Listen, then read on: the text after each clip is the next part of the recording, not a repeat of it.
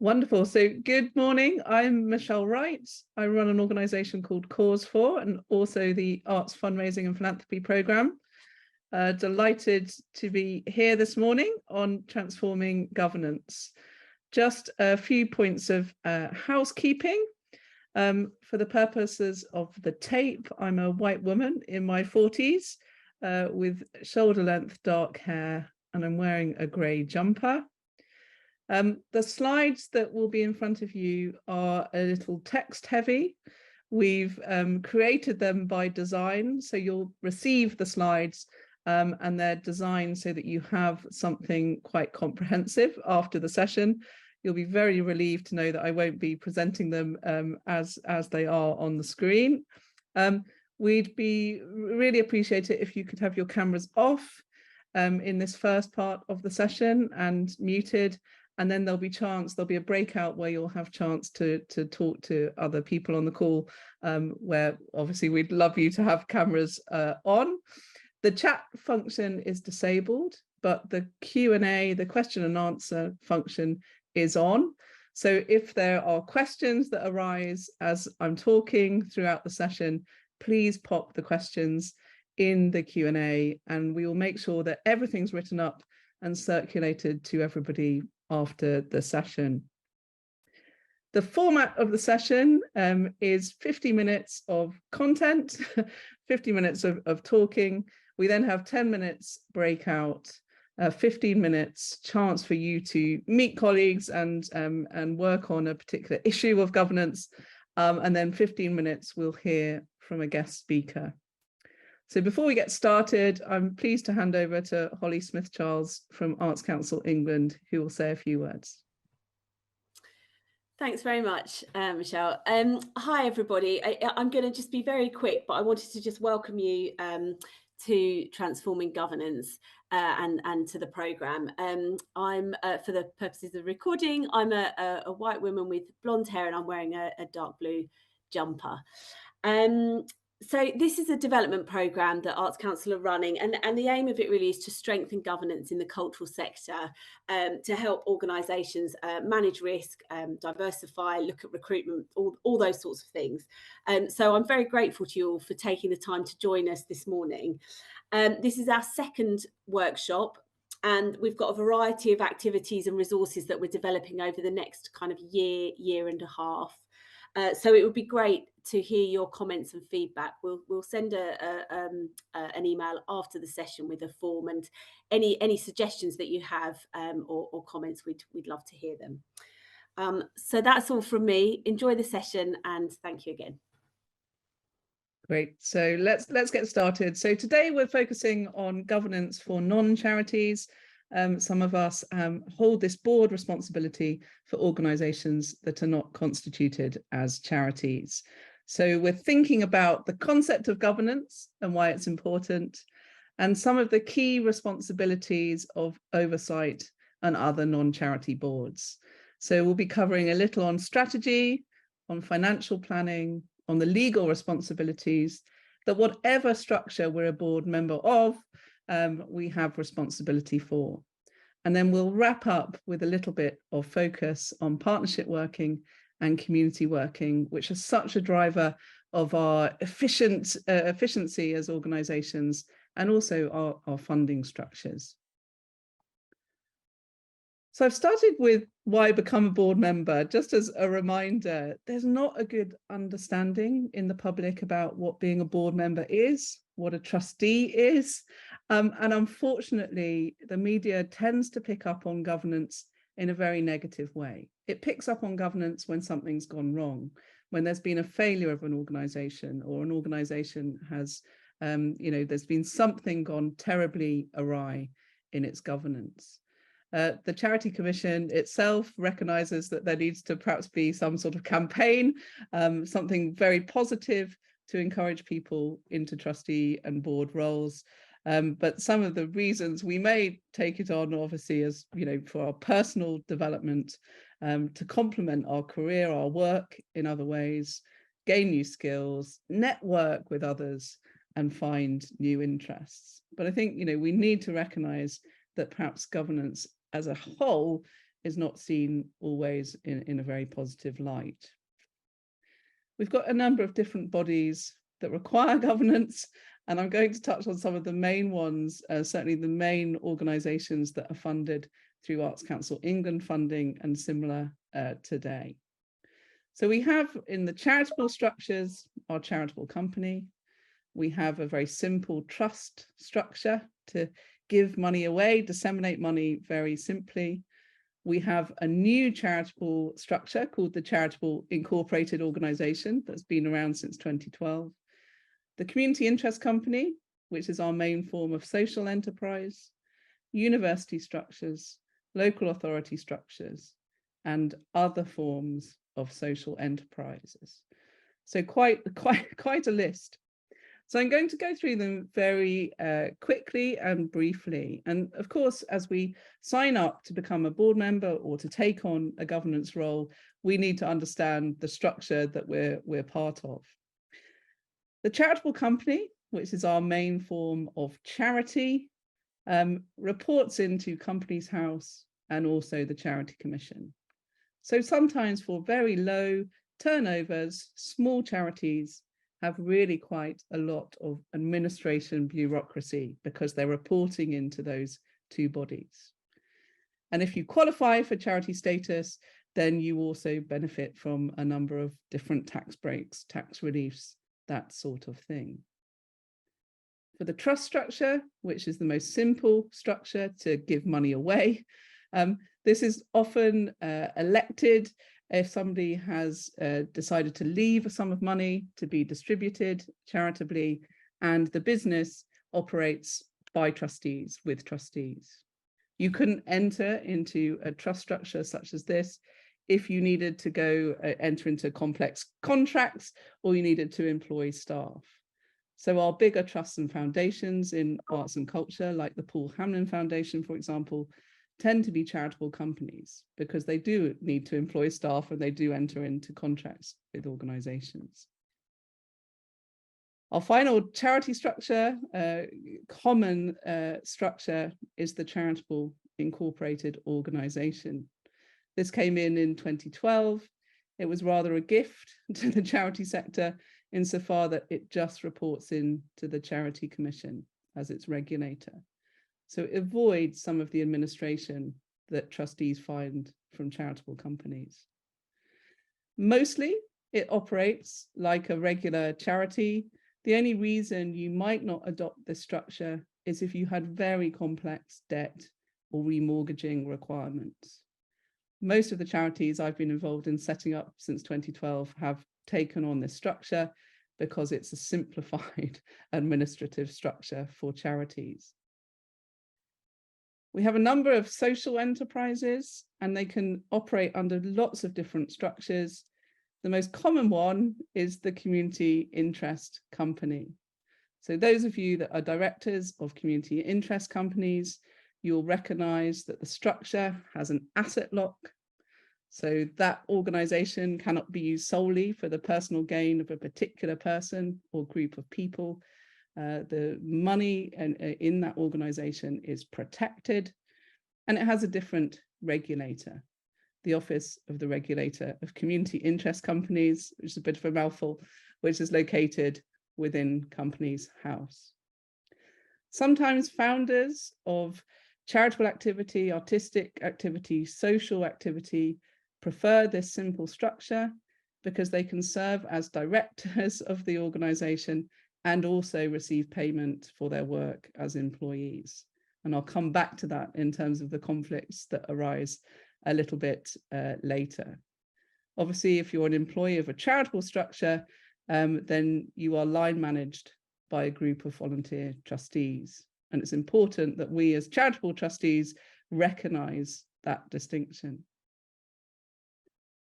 For universities, they tend to be vast structures, monolithic structures, and they have quite complex governing relationships. So usually we'd see a board of governors or a council, which would set strategic direction, oversee the management of the institution, and meet all its legal and regulatory requirements. And you usually might see a vice chancellor or president, that would be a chief executive officer equivalent that would be responsible for the day-to-day management of that institution.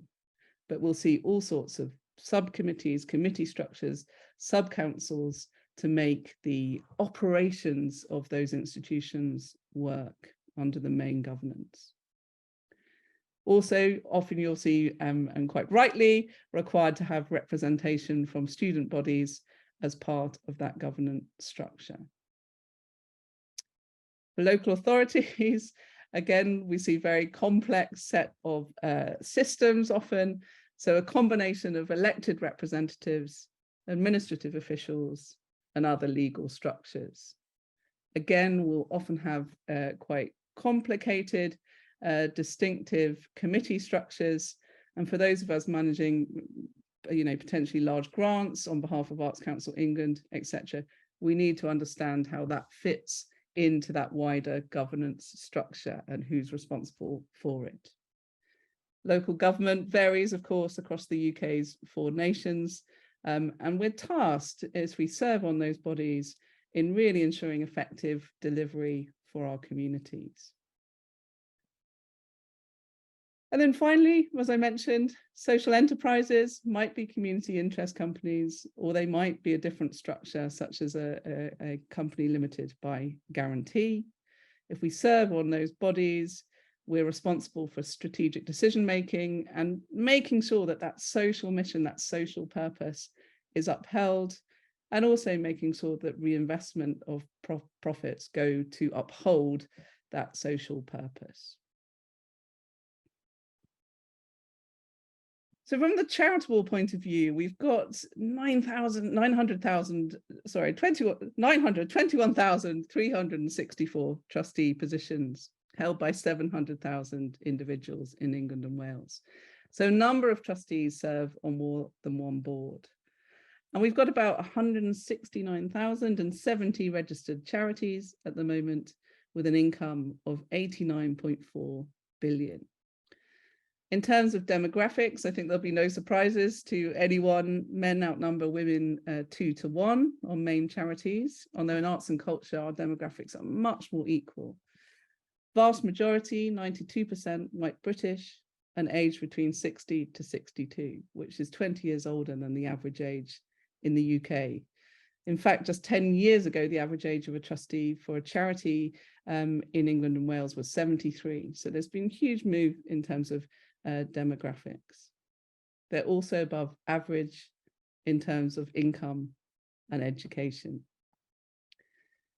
As well as that vast body of charities, and so you can see the competition and the environment that we're working in. We've got a number of other civil society organisations, so universities, academies, independent schools, sports clubs, housing associations. We've also got our school governor, community, and non-executive directors. So we've got on estimate about 370,000 school governors as well. And there are 30,562 registered active community interest companies in England and Wales, all of which have at least one director. So we've got well over 1 million individuals that are taking on board and governance responsibility and operating with this in this wider framework of civil society. So just a very quick overview of the types of trustees. So our charity trustee is an individual responsible for overseeing and managing the affairs of a charitable organisation. They have legal duties to act in the best interests of the charity and make sure it fulfills its charitable purpose. Most of our trustees serve as volunteers, but they assume the legal responsibility for directing the affairs of that organisation.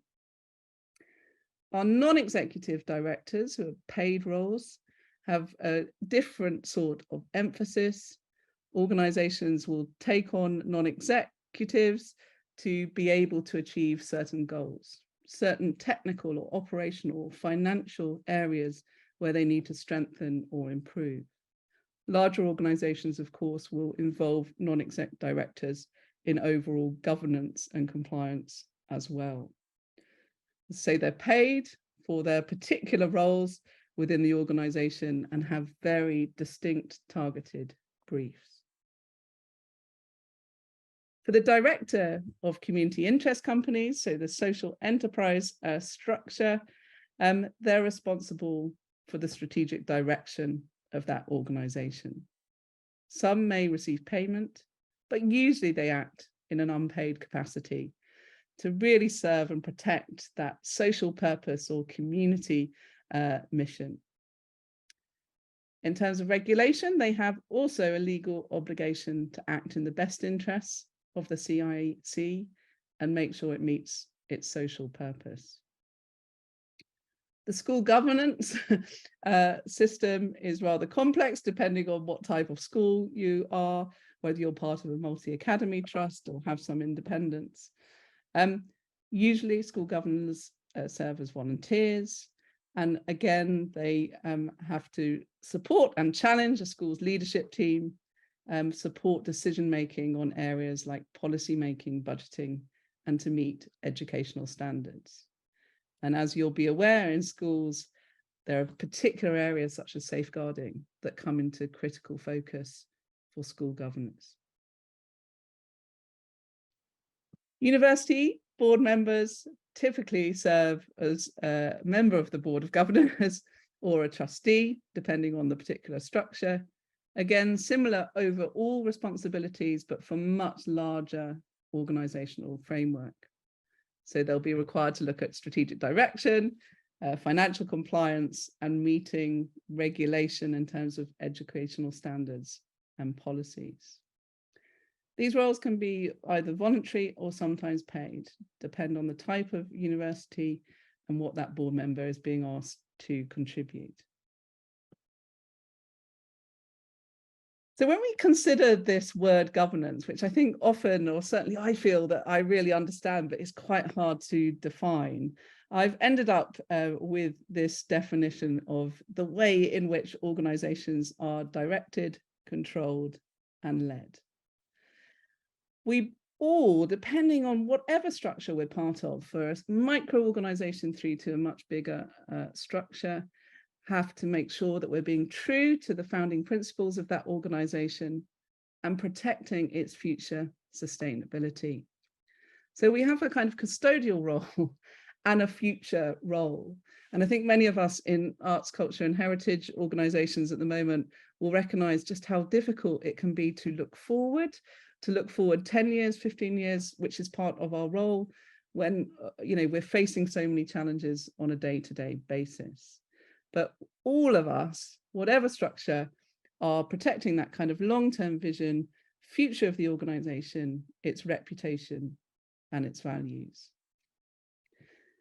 These are just some thoughts from me of when I see your organizations where I think governance is working really well. And then I'll introduce a framework from the United Nations, which is similar, actually.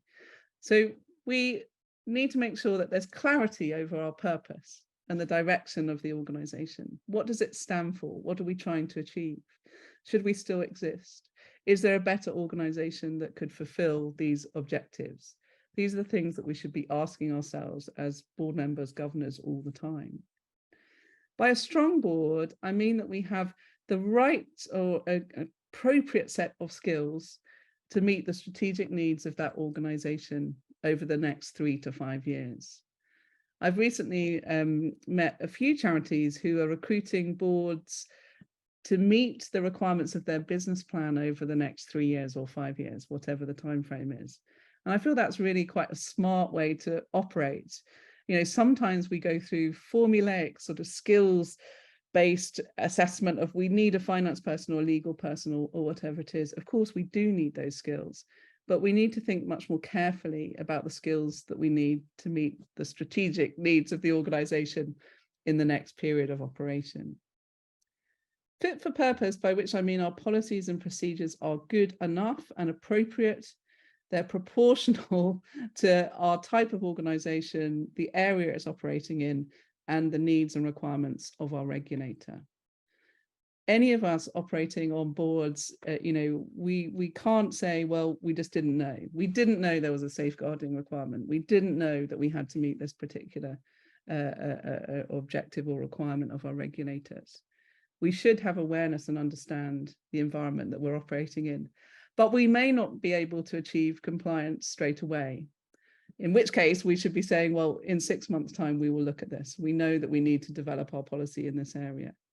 Of course, if we're a governor of a university or local authority, we would be expected to meet compliance straight away if there was a change in the expectations. But for smaller organizations, we're required to be aware of what we need to do and to put in place policies, procedures, and systems that meet those expectations in a timely manner. Learning and improving, there's some awareness on the board and learning and reflective process. So often I think we join boards with no experience, nobody hands over to us what's happened in the past. There may be something in terms of strategy that has gone terribly wrong. There's nothing, that would stop necessarily a new set of board members making the same mistake, because nothing is articulated or written down or recorded. I'm not suggesting for a moment that we create onerous, tomes of information, but something that gives the headlines of things that have worked well and things that haven't worked so well for next generation board members is going to be really, really valuable. And then financially sound and prudent and accountable and transparent goes without saying. These are the things that we need to pay particularly attention to, again, in any scale or size of board or structure. The financial stability of that organization and how we're looking at operations and procedures is going to be a core part of what our experience is and what we're there to look at. The United Nations 8 principles of good governance, I think, adds some kind of color to this, which I think is useful. Accountable and transparent, I've already talked about. Responsiveness. In the environment that we're operating in, we're having to make decisions very fast. We're having to change direction very fast. Strategy, we can't allow just to unfold if it's going to mean that we don't have a future as an organization. So our ability as a board to adapt and change to this very fast moving environment, I think, is a useful thing to consider.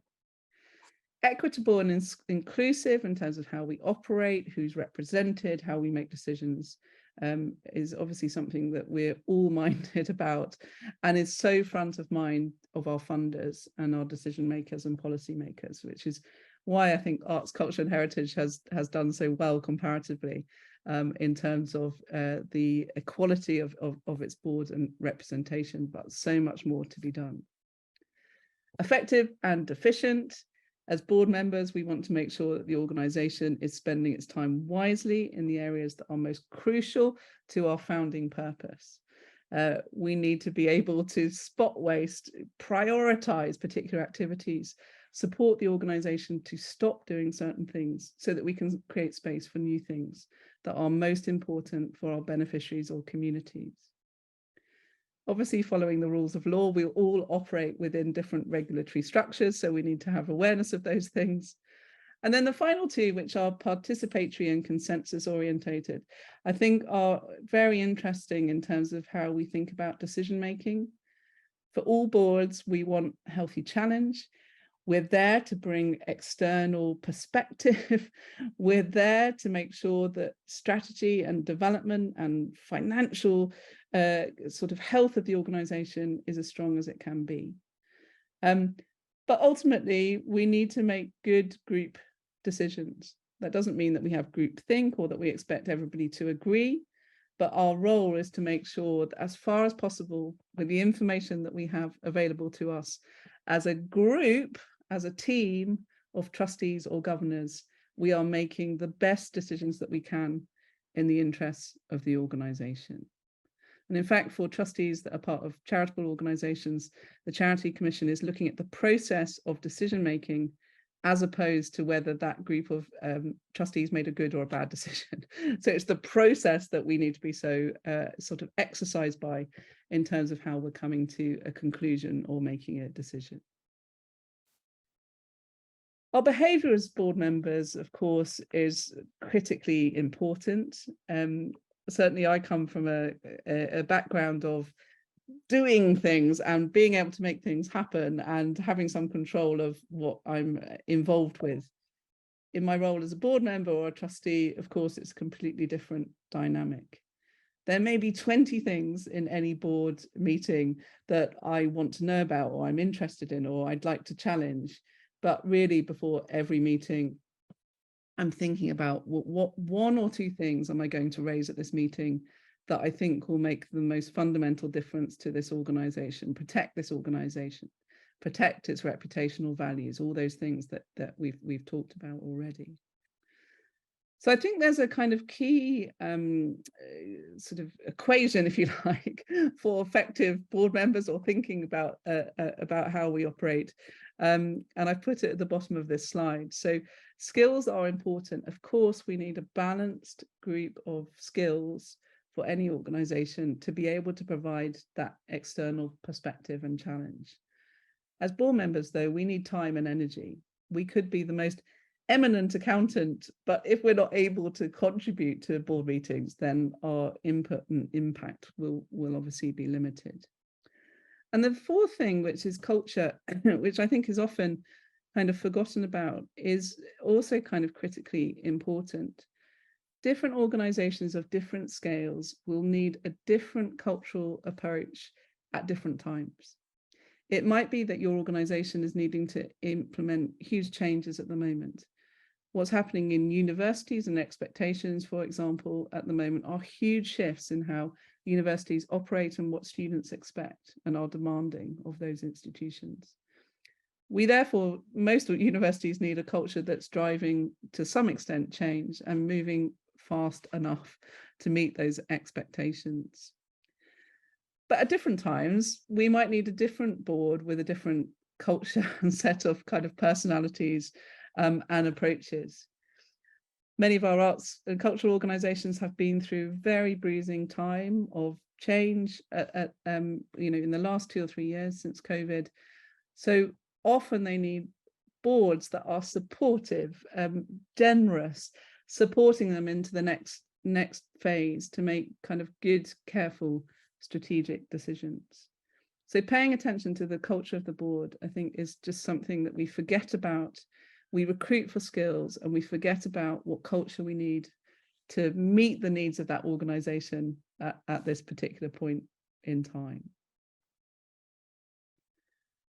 Again, for all scales of organisation, this slide on delegated authority is something that we need to hold on to. So the governance role is how we make decisions, allocate resources, achieve results, and how we're accountable for what's happening. Management role, if we have executive staff, we need to support them to get on with managing the organisation. As board members, though, we need to understand our levels of delegated authority. And there are 3 levels to this. The first, that some decisions are reserved to the board. We create this hierarchy because as board members, we are responsible for particular decisions. The executive are not. There are certain things that board only are responsible for in whatever structure we're part of. If we have a chief executive or equivalent position, though, we need to allow that person, that set of staff, to get on with running the day-to-day of the organisation. Where governance often falls down is the 3rd bullet point, where that chief executive needs to understand, because they've been given clear direction from the board, when they need to escalate high risk or high impact issues for the timely attention and consideration of the board.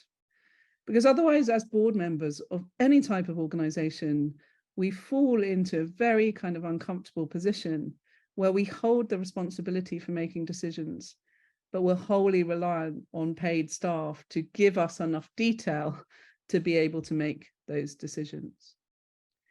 Depending on the type of organisation, of course, our levels of delegated authority and how tightly we keep them close to us will vary. It may be that you're part of a smaller community interest company and you're very concerned about future sustainability, but you're very confident about the artistic program of the organization. In those cases, you would be wanting to make sure that there was sufficient time spent and financial challenge and looking at financial figures. It may be that you are just asking for an update on the artistic program because you feel so comfortable that that's being managed well. It will change though. It could be in 6 months' time, you feel that the finances have been really taken care of. You're very confident in the controls and processes, but actually you want to see more development of the artistic program.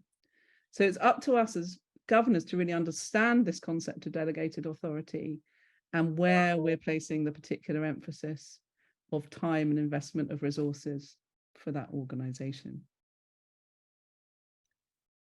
Well, community interest companies and some other structures that we'll be very familiar with, for example, volunteer-led museums, we have this dual responsibility often where we're a paid member of staff and may also hold a director role. And obviously we have to be very careful that we understand which hat we're wearing. When I'm working with small museums that are volunteer run, I'm saying, you need to be so clear which hat you're wearing. Make sure that you don't mix meetings together. Have a meeting about governance, have a meeting that is about management, so that you don't confuse the two and end up with blurred lines. It can be much the same in the community interest company structure. So our governance hat is our kind of overarching strategic directions, how we make decisions, avoid conflicts of interest, and are transparent in terms of the financial information we share. And our management hat is the day-to-day running operations of the organization. Obviously, when we're wearing our staff hat, are responsible for executing the strategic decisions made by the board of directors. We are responsible for making sure that whatever levels of delegated authority have been set, that we're carrying them out to the best of our abilities. In terms of conflicts of interest in this particular scenario, we also have to really understand the difference, and obvious to say, but as directors, we have a legal and custodial duty to the organisation and its stakeholders. As a paid staff member, it's our primary duty to carry out the job responsibilities to the best of our ability against the brief that we've been given. So really important that we unpack this. Depending on the scale and type of organisation, it will depend on how much time we pay attention to this differentiation between governance and management, but it should be something that we regularly come back to. In higher education, the Higher Education Governance Code, again, has sort of 6 interconnected elements that form the foundation for effective governance. And some of these we've already touched on. The accountability framework obviously goes without saying. Our sustainability, that the organisation will sustain well into the future. Reputation takes a very kind of big part. It's right at the heart of this particular code. We've got to preserve the Institute's reputation and autonomy and values and principles of the organisation, as well as of public life.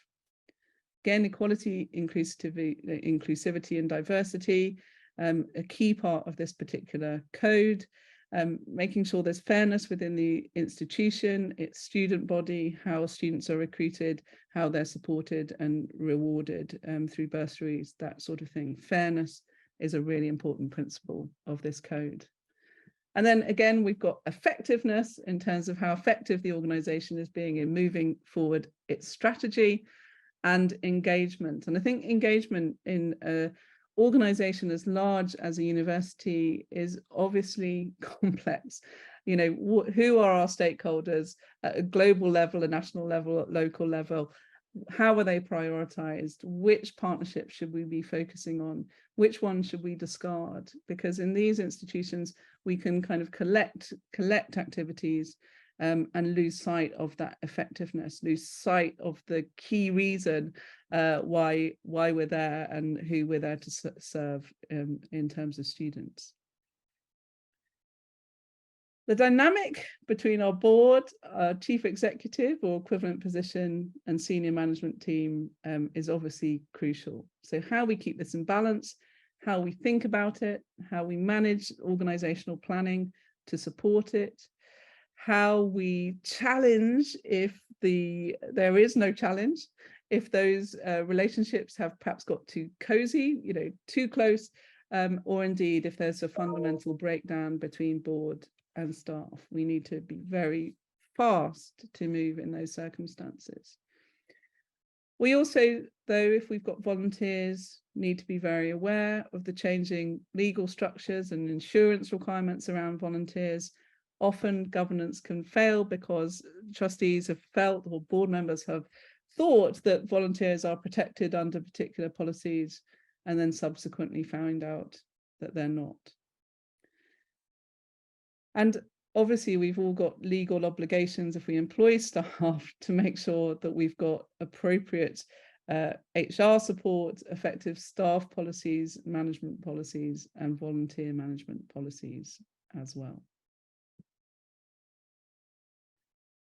So again, for any scale of organisation, we've got three main responsibilities. We've got our strategic responsibilities, we've got our financial responsibilities, and our legal responsibilities. So an overview, our strategic responsibilities are that we're setting a direction, a strategy to achieve a long-term or overall aim. All of our types of organizations has sustainability at their core. So is this going to mean that our organization can survive 10 years, 15 years hence?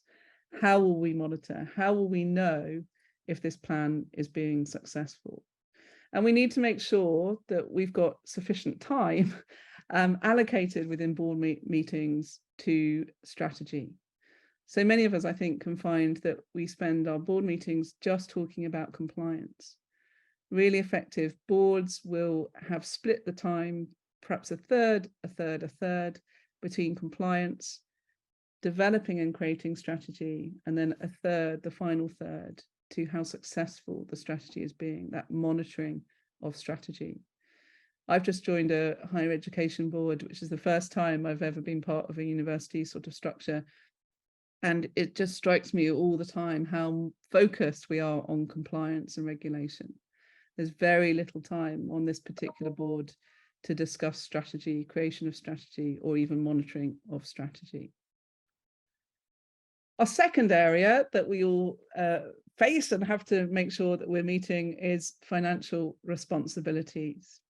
So in any of our structures, we need to make sure that our accounts are receiving the right scrutiny, internal or external, that we're filing that financial information on time, that we're safeguarding the assets of the organization and ensuring proper allocation of resources, and that we're taking appropriate steps according to our size and the type of organization we are in preventing bribery, fraud, financial abuse, and other irregularities.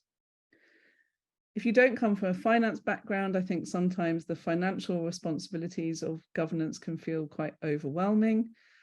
Again, it's the job of all our organizations to set cultures where people can become very comfortable with the financial information that's in front of them, to ask questions. I'm working with one new chair of an organization that is just set a parameter that no question on finance is a silly question.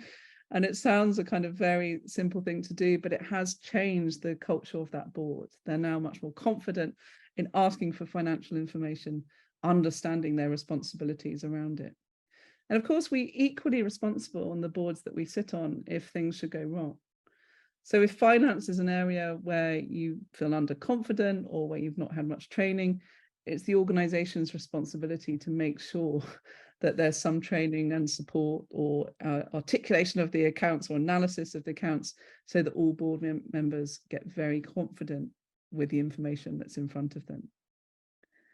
On the legal responsibilities, again, it will depend on our regulatory framework, but we need to keep our policies, procedures under regular review. Compliance is changing very fast.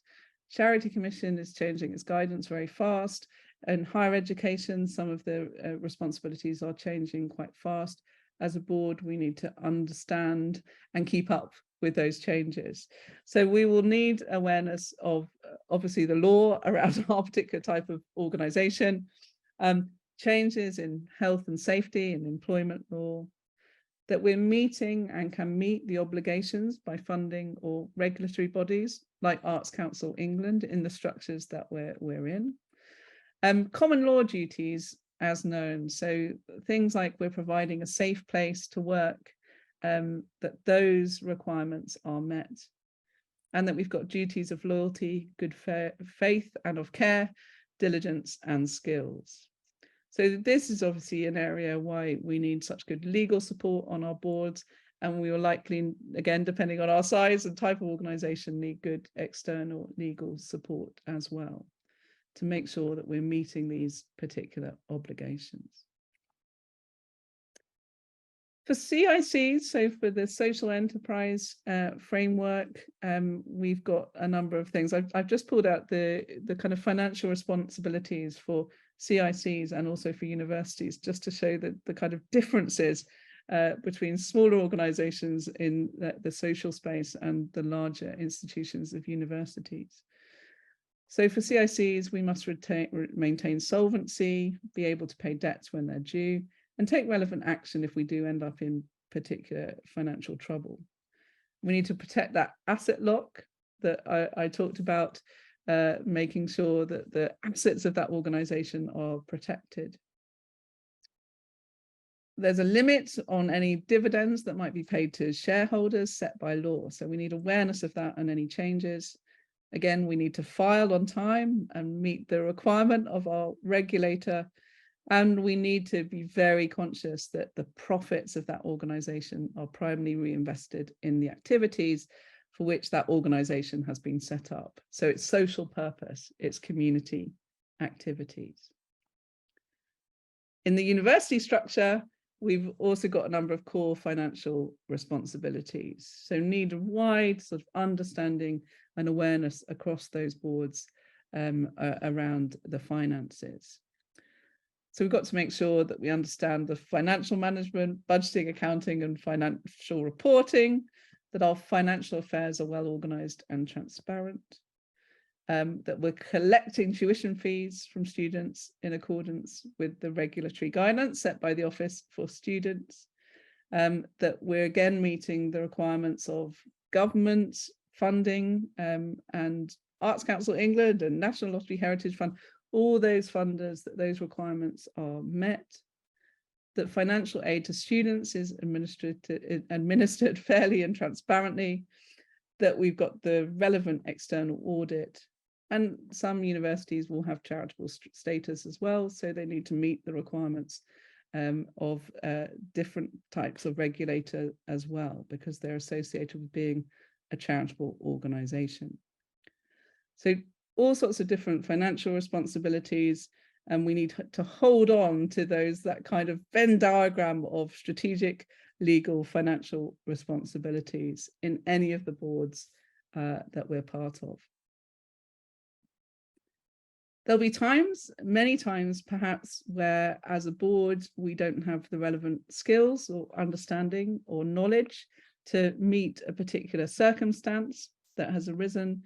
And therefore, we're required, it's expected that we get appropriate external advice that is properly procured.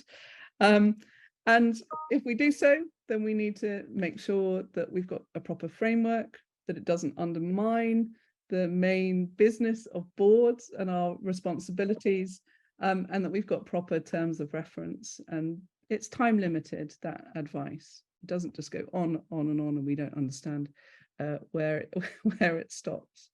But this is a key part of our reputational management, again, at any size and scale of organisation.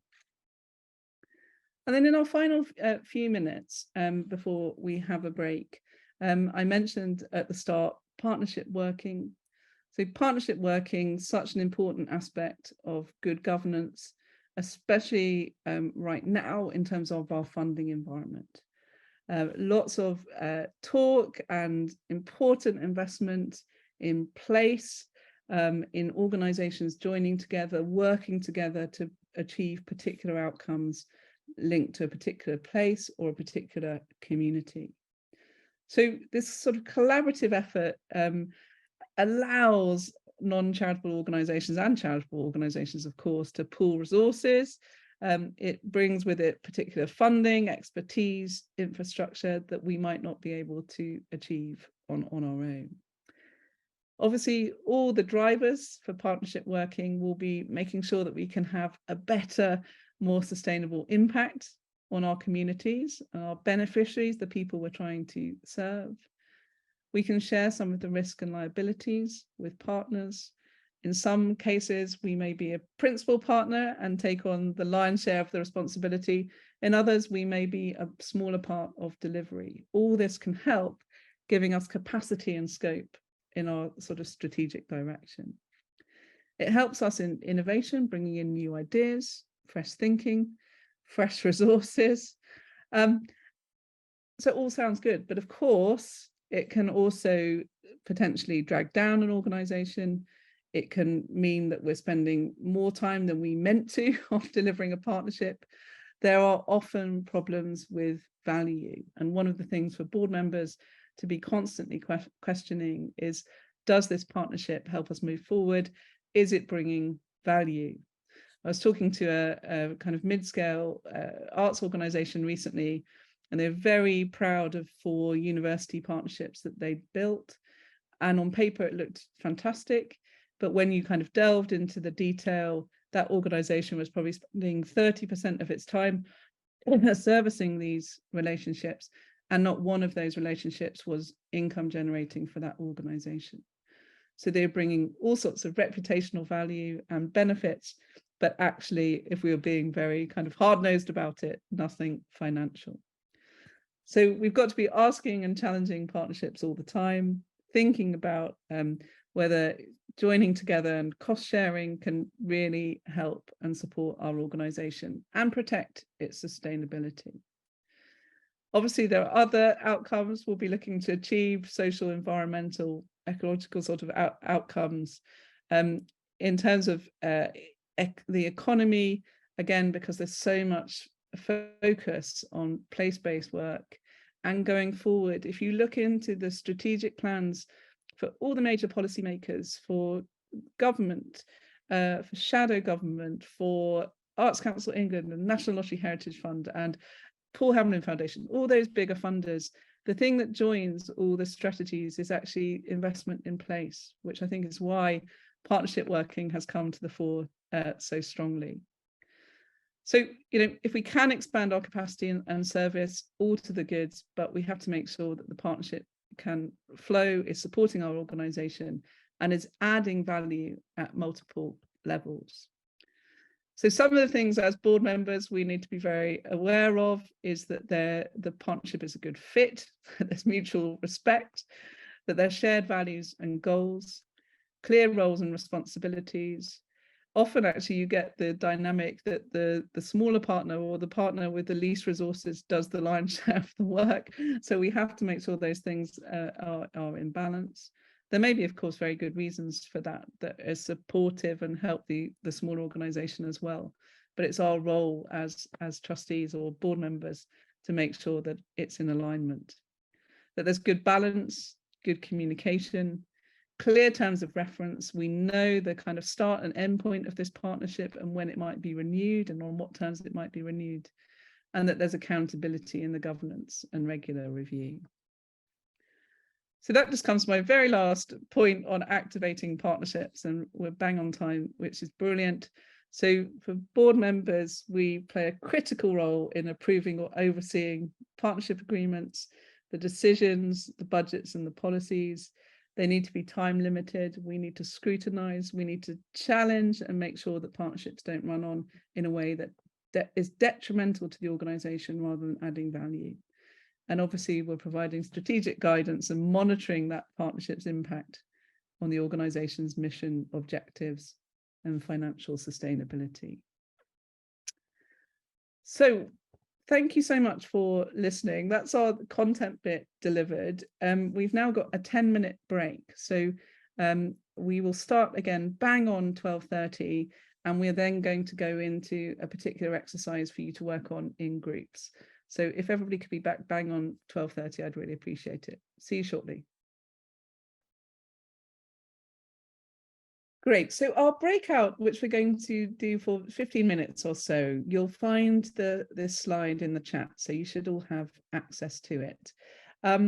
This is a piece of research from a colleague, John Williams, at Civil Society, which he calls the 7 deadly sins of boards. And it's just a sort of starter for thinking, really, but from his perspective, the things that perhaps go awry in boards are things like there's no formal board evaluation. There's nobody looking at performance of boards, thinking about how the board could perform better. There's a lack of finite terms of office. People are unsure for the period that they're serving, how long they're serving, or we get the scenario that trustees stay for many, many years. Not enough attention to sustainability and risk. Pretty obvious one. We're there to be thinking about future sustainability and making sure that we're addressing the risks facing our organisation. Skimping on recruitment.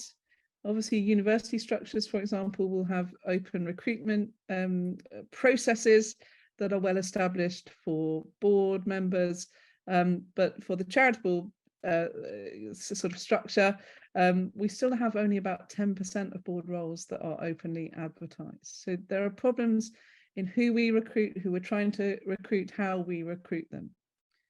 Lack of engagement between meetings. Sometimes you'll get recruiters saying, well, it's only 4 meetings a year. Of course, it's not just 4 meetings a year, is it? It's all the things that we do between meetings that are so important, that engagement. Lack of respect for senior management team, by which I mean the acronym SMT, but we get it quite often the other way around as well. So you'll find dynamics in organizations where I had one recently for an educational charity where they said, well, we let the board have their conversations, but we're going to do this anyway. It's sort of outrageous dynamic. And then no investment in induction and training for any of our types of organizations in the environment that we're operating in. We need to upskill, we need to adapt when there are changes in compliance, in regulation, in our responsibilities. So at any scale of organization, there should be something that we're offered. So for about 15 minutes, we'll have a chance to discuss with colleagues. If you could obviously put your cameras on, that would be great. And we would really like each group to post 2 or 3 key things from your discussion in the Q&A when you come back. And we'll remind you about this, and then we'll be able to circulate all of the responses to the group. So what we're wanting you to do, I'm so sorry, to think about is, what have you experienced or witnessed on your board that hasn't been so good, and what could be improved or implemented to help? So to have 2 or 3 summary points from your chat of positive things that you think could make a difference.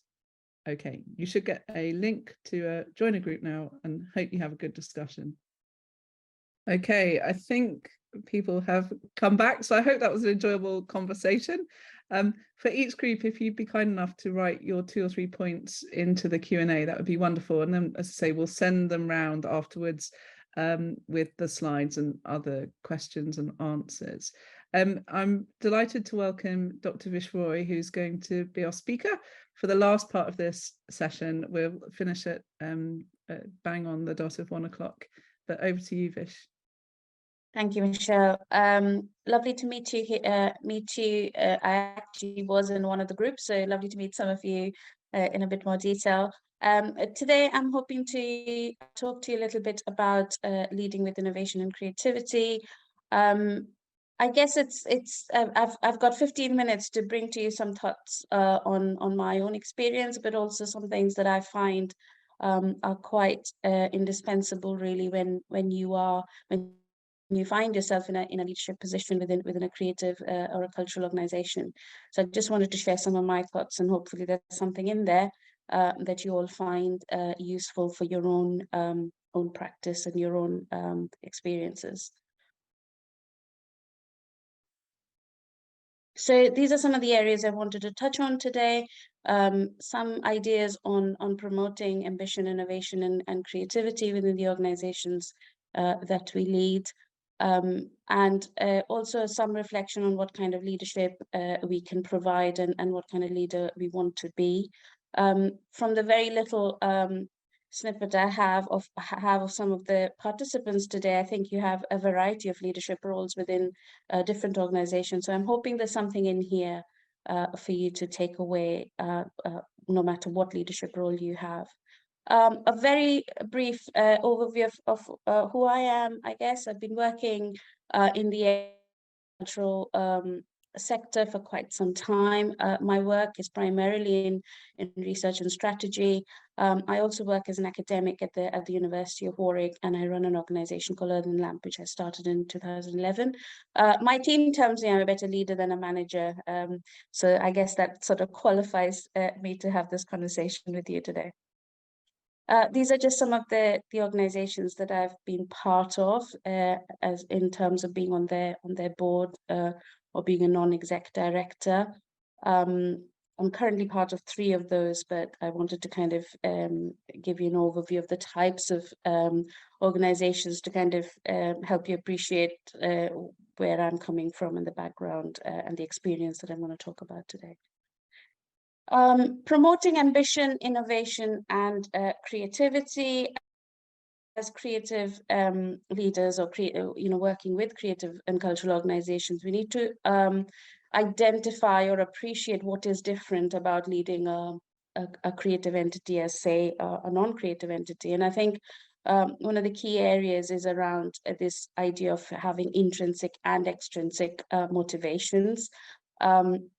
This is not just our own experience, but there is theory around the idea that creative individuals need autonomy around process, and they also need autonomy to make decisions. But it's important to frame that strategic context within which those decisions are made. And I think as non-exec directors or members of the board, that's the role that we take on in terms of providing that framework around which decisions are made. I think if you were leading a non-creative organization, things like feedback and rewards are important. But I think when you're leading a creative organization, the actual reward, and I guess I'm talking about monetary rewards here, is only a very small part of the equation. Things like non-monetary rewards and recognition, and indeed sort of creative incentives to do the task at hand is also really important. Feedback at all different levels take on a different meaning within creative organizations. I wanted to kind of highlight that as an area or something that we can do to promote innovation and creativity. And this is probably my favorite quote about being in a leadership position or a non-exec director or a board member, is the fact that we have responsibility to be an accelerator, but also a brake. So I think that's something that probably is something that needs to be sort of front and center when leading a creative organization. I really like this book by Teresa Mabele, and I wanted to kind of bring a quote in here from her book, How to Kill Creativity. So just something for you to maybe for bedtime reading, if it's something that you want to look at. And then this idea of how do we provide leadership? I think I could write about it. I just decided to put a model on here to talk about situational leadership. Based on what kind of organization you find yourself or the processes that are happening within the organization, here are 4 different types of leadership that you could provide. And I'm pretty sure that you've seen boards do some or all of those different steps, but I just wanted to kind of framework for you to think about where is the organization and what kind of leadership might it need at that point. You might have a directing kind of a need. Equally, it's important to think about whether the organization is in a place where it needs more supporting or delegating type of leadership. So just some, just a framework for us to think about. And it's not just the tasks or the situations at hand, but also the different people that you're leading. Belbin talked about 9 different types of roles and 3 different type of, types of people or natural affinities of people. And they are action-based, relationship-based, or sort of ideas-based. And based on what kind of people you're working with, whether they're action-based, people-based, or ideas-based, you may need a slightly different leadership style even, because different people need different types of leadership. So again, another, I guess, framework for you to think about what kind of people you are working with or leading, and what kind of leadership they might need to help them actualize their preferences. So just kind of, we've talked about types of leadership, and if we are now sort of thinking about what kind of culture we want to contribute to as part of a leadership team, this is from research on what kind of things are important to people who work in a creative workplace. And I wanted to kind of put this list up in front of you for you to think about, understanding or appreciating some of the priorities of the people that you're leading. The need to have ideas recognized, the need to be in a supportive environment, the opportunity to grow and learn. Also, these are spaces or organizations where things like diversity, inclusion, equality are quite important. So it's important to appreciate that and create a culture, lead to create a culture where that is appreciated. And also freedom of expression. I mean, when we work with creative people, it's important for us to create an environment where they feel that they're able to express themselves. And, the last point actually leads, also links to the first point around this idea of bias or favoritism. So the reason I put this list up there is for us to think about what is the end that we are leading to create an environment where creativity can flourish. So that's about the organization, and then finally reflecting on ourselves. What kind of leader are we, or are you indeed? I think it's important to do that in order to be able to lead effectively, and just for us to think about, which is mapping our own personalities against the tasks and the people. This kind of links back to the idea of situational leadership and different people leadership that I talked about. Recognizing weaknesses as well as our strengths is quite important. And I think that's where, if we are a leadership team, we can balance things out. Knowing when to intervene and when to step back, I think that's a very effective and a very useful thing to know as a leader. And also taking stock of our approach and attitude to creativity and innovation. I think we are, if it is a scale, we are on different points on that scale. So I think it's important to appreciate where we are on that point, because I think knowing ourselves and our motivations can help us support organizations and teams and their leadership better. I think that's all I have for you. Some reflections, some ideas, and some theory, but also a lot of things that I found in being part of leadership teams. I hope there's something in there that's useful or has kind of chimed in with you.